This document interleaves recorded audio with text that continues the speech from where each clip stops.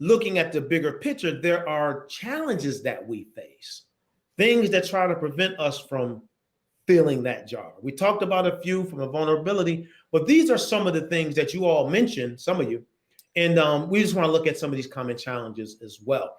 Now, keep in mind, this is the half of the game where we're like looking at, the things we're analyzing the film, so that then and shortly here we're going to go into what it's going to take to win despite all of that. Okay, so compassion fatigue, which is huge right now. We get a lot of calls to come out and train on overcoming that.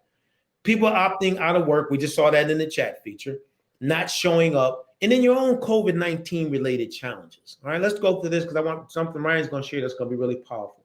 So with compassion fatigue, many of you have heard this term. If you have not, write it down, because we're one of those industries that's impacted by it. So there's certain industries like the mental health industry deals with it a lot. The medical industry deals with a lot. Nurses deal with a lot of compassion fatigue. Workers in hospitals deal with a lot of compassion fatigue, and workforce development do, particularly if we're working with the more underserved populations. So compassion fatigue is a condition characterized by emotional and physical exhaustion.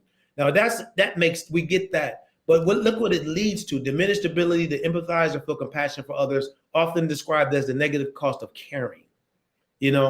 And so what a lot of people don't realize is sometimes caring can be emotionally draining, even though our hearts are right.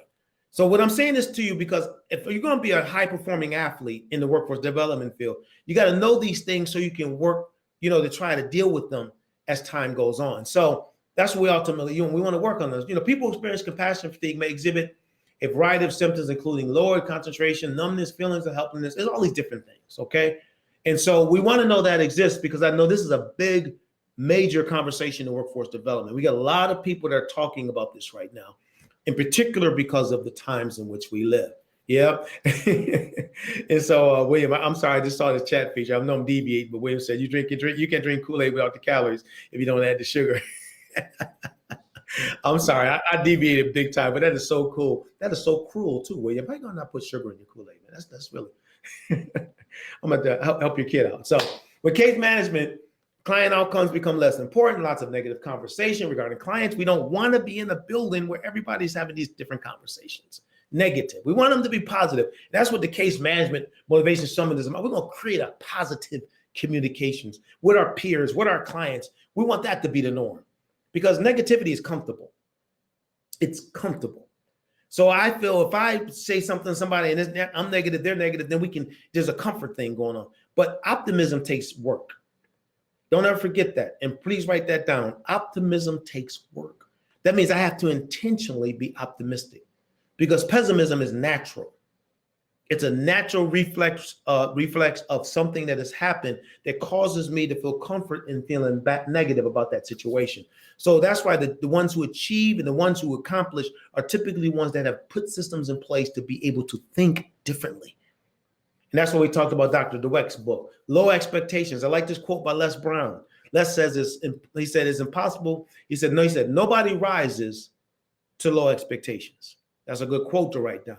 Nobody rises to low expectations. I would ask you if I can see you to give me a high five and say, set the bar high, baby. Set the bar high. Don't set it down here. Set it up there. That's what Mr. Head did with my mom. He didn't look at her and say, hey, Connie, you know what? I get it. You can't find childcare. He said, find childcare and get back in here and work with us so we can get you on track for your future. Nobody rises to low expectations. Personal fatigue, energy. We're going to talk about some ways to handle that, because, I'm coaches all over it. I'm in my 50s and I still got more juice because there's things I do all the time to keep pushing myself, to maximize my potential. And then pessimistic responses, where I may speak to you, but I'm speaking to you That's it. Set that bar high. That's right, Tyler. And I may speak to you pessimistic because I just feel that way. And we don't want to do that. Our job in our space is to lift people up, not take people down. Doesn't matter who it is.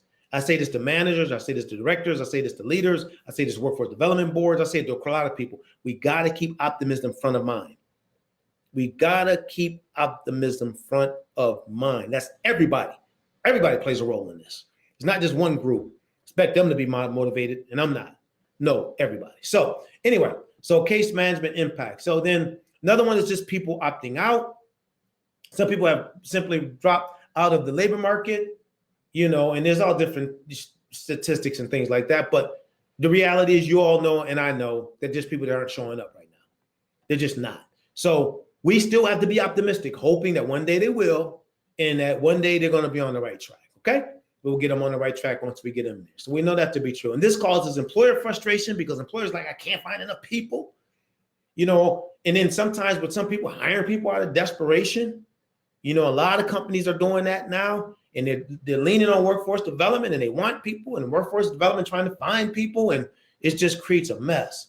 And the frustration trying to find determined job seekers, which we're talking about right now. Okay, so these are just some this what it causes when we're in that mode. And then my own COVID-19 challenges, uncertainty with the Delta virus. Kids are starting to get this virus now. And my niece is 14 and she has it. She's doing okay. She went through 2 weeks where it was rough, but she's doing better now. Thank goodness, for youth and strength. But the reality, kids are getting it now. So it's like, boy, my daughter's school, American University, she's not there. I told you she's in Kenya, but 1/2 of the freshman class got COVID. They had to shut it down again. So it's like everybody, so people are struggling. What do I do? How do I handle that? Companies like this, what I just said about my daughter, companies, schools, and organizations close one week, open the next. The battle over masks. I don't want to wear a mask. I have to wear a mask. I don't want to get all these different challenges. And then personal trauma we have all faced.